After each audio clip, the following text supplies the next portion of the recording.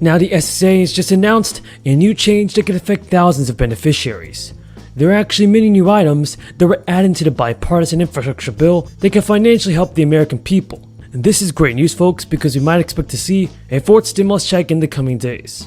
So you want to be sure to stay until the end of this video to find out more information on the fourth stimulus check. So, against the wishes of progressive Democrats, Nancy Pelosi brought the bipartisan infrastructure package to a vote in the House of Representatives. We're talking about privatizing Social Security. So what we have got to do as a nation is, first of all, to understand Social Security is not going broke. Social Security has $2.8 trillion in the trust fund, can pay out every benefit owed for the next 19 years. But that's not good enough. What we need to do is expand Social Security benefits because people can't make it on $11,000, $12,000, $13,000 a year. And we have to extend the solvency of Social Security a lot longer than 19 years. What do? Well, we do what's obvious, what I think most Americans know we should do. You're making $118,000 a year. She's making $5 million a year. Right now, you're both paying the same amount into the Social Security Trust Fund. At a time of massive income and wealth inequality in America, where the rich are becoming much richer and the middle class is disappearing, it is totally appropriate to say to people who have a whole lot of money, guess what, you're going to have to contribute more into Social Security. What we do is start at $250,000. So people making more than $250,000 will pay the same percentage of their incomes into the Social Security Trust Fund as people making $40,000 or $50,000. You do that, you extend the life of Social Security to the year 2065, and you expand benefits. Second thing our legislation does is I've heard some of my Republican colleagues talk about how the COLAs, cost of living adjustments, are just too generous. Well, this year they're zero. I'm not quite sure how zero is too generous. And the reason that we have inadequate COLAs is that seniors' purchasing needs are very different than 18-year-olds or 20-year-olds. We need a segregated system to determine what seniors, how much seniors are spending, what their real inflationary costs are, and they are higher than the general public because they're spending money on prescription drugs and healthcare, which is going up a lot faster than our computers or video games. So those are the two programs that we have. Now the Progressive Caucus has argued that they would vote no on the package until the reconciliation bill was also introduced in the chamber. That's despite the progressive opposition. All Democrats voted to approve the bill. Additionally, 13 Republican members voted with Democrats, separating them from the composition of their party. Now the White House also just released a fact sheet detailing the measures that made into the final version. The package includes funding to eliminate lead piping from the country's water system. Around the country, 10 million people lack access to safe drinking water. The bill will also ensure that every American has access to high-speed internet. While Biden has initially proposed a much more sweeping infrastructure package, which includes investments in workers, Republicans rejected the plan. Instead, this package is much more focused on traditional investments in physical infrastructure, like roads, bridges, and airports. In speaking with the press, Nancy Pelosi said she aimed to bring the reconciliation spending bill to a vote by Thanksgiving. While many conservative Democrats had signed onto the agreement, some backtracked, saying that they wanted to see the report from the Congressional Budget Office on possible deficit implications.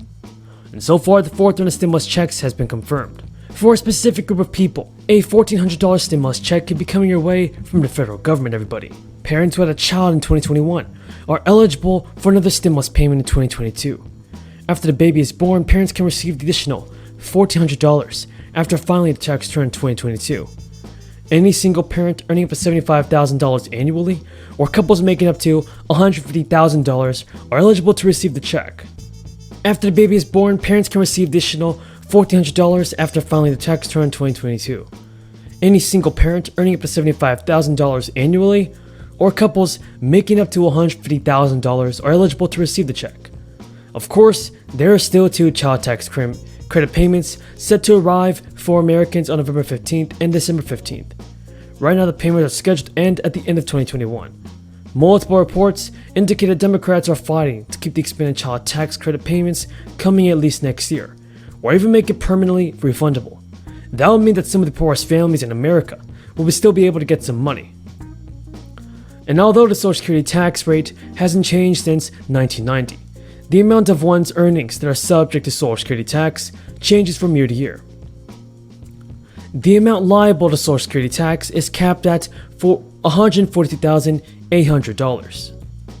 Now, in order to receive the Social Security payments, in order to receive Social Security retirement benefits, a worker must earn 40 credits. The SSA used the average of the 35 highest earning years as part of the computation.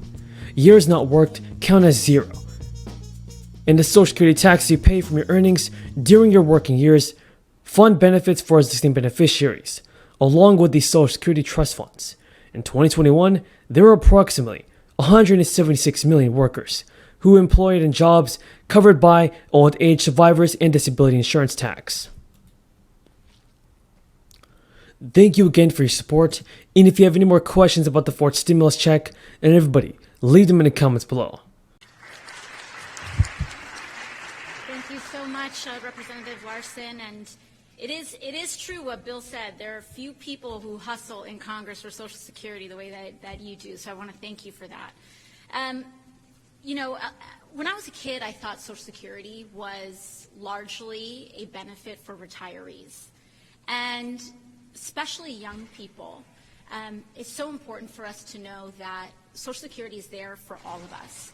When we lose a parent, a spouse, or, God forbid, have an unexpected diagnosis or accident that leads us to have a disability that we rely on Social Security for to help us ease our way through. When I was a kid, my dad passed away due to an unexpected cancer diagnosis. I was the daughter of a domestic worker, and Social Security checks helped my family through. It's why my brother and I were able to go to college. It's why I felt confident while I was at college that my mom would be able to have something to eat. And to have that social safety net isn't just good for us individually for peace of mind.